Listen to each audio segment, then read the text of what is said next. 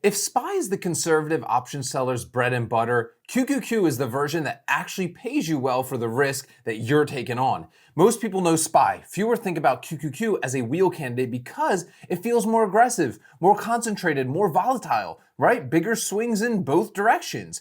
That reputation, it's for sure accurate. QQQ does move more than SPY, but that movement is exactly what really produces better options premiums for us. And combined with the same historical recovery argument that makes SPY assignment manageable for us, QQQ has always hit new all-time highs after every significant decline in modern market history. The risk profile of selling puts on QQQ is more defensible, right, than most people really assume. So let me walk through why I run both and why QQQ is the higher premium side of the pair. Here's the key difference between QQQ and SPY from an option seller's perspective primarily. QQQ tracks the NASDAQ 100, the 100 largest non-financial companies on the NASDAQ exchange. The top holdings are heavily concentrated, obviously, in technology. We got Apple, Microsoft, NVIDIA, Amazon, Alphabet, Meta, Broadcom, Tesla. These companies move more than the broader market on a regular basis. We know that. Their implied volatility is consistently higher than the average S&P 500 company, right? That higher volatility directly translates to higher options premium. A 30-day put on QQQ at a strike 5 to 7% below the current price generates more premium per dollar of collateral than the equivalent SPY put. When QQQ is at 7.11, roughly where it's trading at, a put at 665 to 680 strike might generate $8 to $12 per share depending on market conditions. On one contract, that's maybe $800 a cycle for the same fundamental obligation, agreeing to buy an index ETF at a lower price. The trade-off for that extra premium is QQQ's higher volatility. It drops further down in bear markets and rises faster in bull markets. The 2022 bear market saw the NASDAQ fall approximately 33%, nearly double the S&P 500 18% decline. That's the risk the premium is pricing in. But here's the framework for deciding whether QQQ premium is worth that extra volatility. The same all-time high argument that makes SPY assignment manageable applies to QQQ, with one important difference in the recovery pattern. QQQ has hit new all-time highs after every major decline. The 2000 dot-com crash took over a decade to recover. The 2008 crisis recovered in a few years. The 2020 crash recovered in months. The 2022 bear market, which dropped QQQ 33%, had fully recovered and reached new time highs by 2024. The pattern holds true, but the path matters. QQQ recoveries involve more volatility, more false starts, and longer uncertain periods than SPY.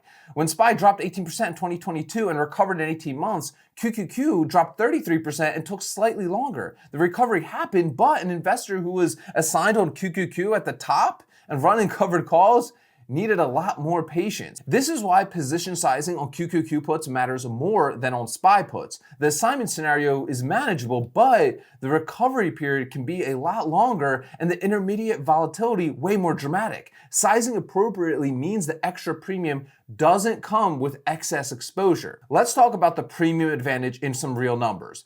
Let's make the premium comparison kind of concrete here, right? At a similar strike distances, 5 to 7% below the current market price, QQQ's implied volatility runs approximately 18 to 25% versus SPY's, 14 to 20%. That's roughly 25-30% premium advantage per contract at equivalent strike distances. On a $700 QQQ put at 650 strike requiring $65,000 in collateral, the monthly premium might be about $800 to $1,200 per contract. On a comparable SPY put with similar percentage, of price distance requiring similar collateral, the premium might be $5 to $8 per share.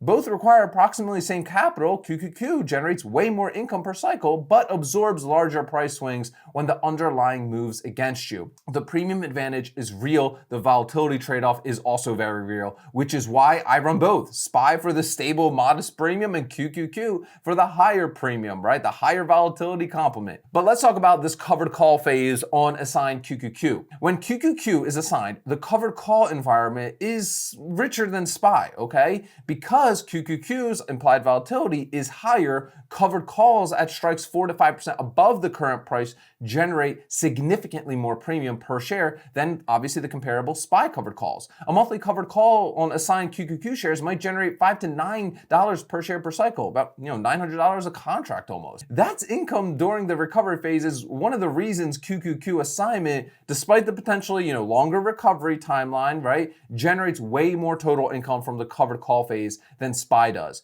you're being compensated for the extra volatility with extra premium throughout. Let's talk about the long-term accumulation and retirement layer. This is at least for me. And here's the part most people running options on QQQ miss entirely. Me personally, I buy QQQ every single week, not to time entries, because consistent, obviously weekly purchases over years produces a cost basis that reflects the full range of prices across multiple market cycles, including the significant corrections that the NASDAQ has, of course, experienced.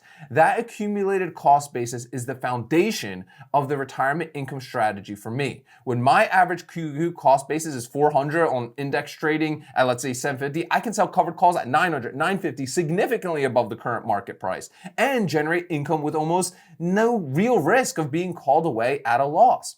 At that point, the options income becomes nearly passive. The calls are so far out of the money that only an extraordinary NASDAQ rally threatens them. The weekly premium arrives, or monthly, the position keeps growing, the covered call income obviously supplements whatever else the portfolio is producing for me at that time. The QQQ covered calls in retirement are specifically more valuable than SPY covered calls because the higher implied volatility generates way better premium even on far out of the money strikes. Far out of the money on SPY might generate $2 to $3 per share. Far out of the money on QQQ with wide enough cost basis cushion might pay $5 to $8 per share. That difference compounds significantly more income over years of retirement. But here's kind of like my whole honest summary on this. QQQ is the higher premium, obviously higher volatility complement to SPY in an options income strategy. The same fundamental argument, right? All-time highs, recovery makes assignment manageable, right? Applies to both.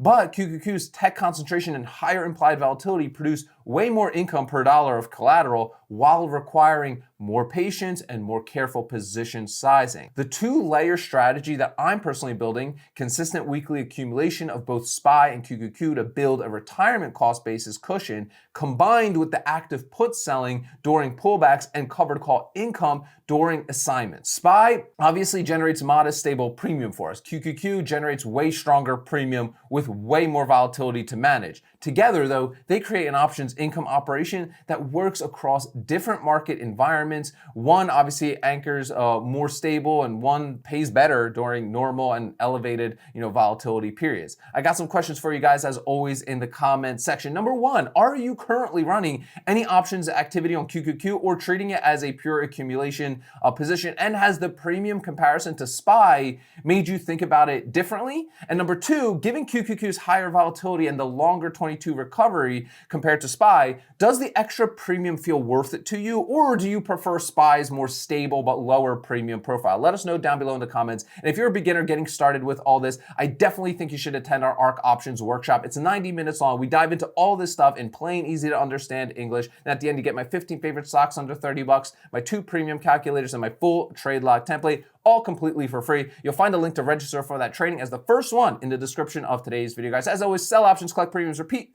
I'll see y'all tomorrow.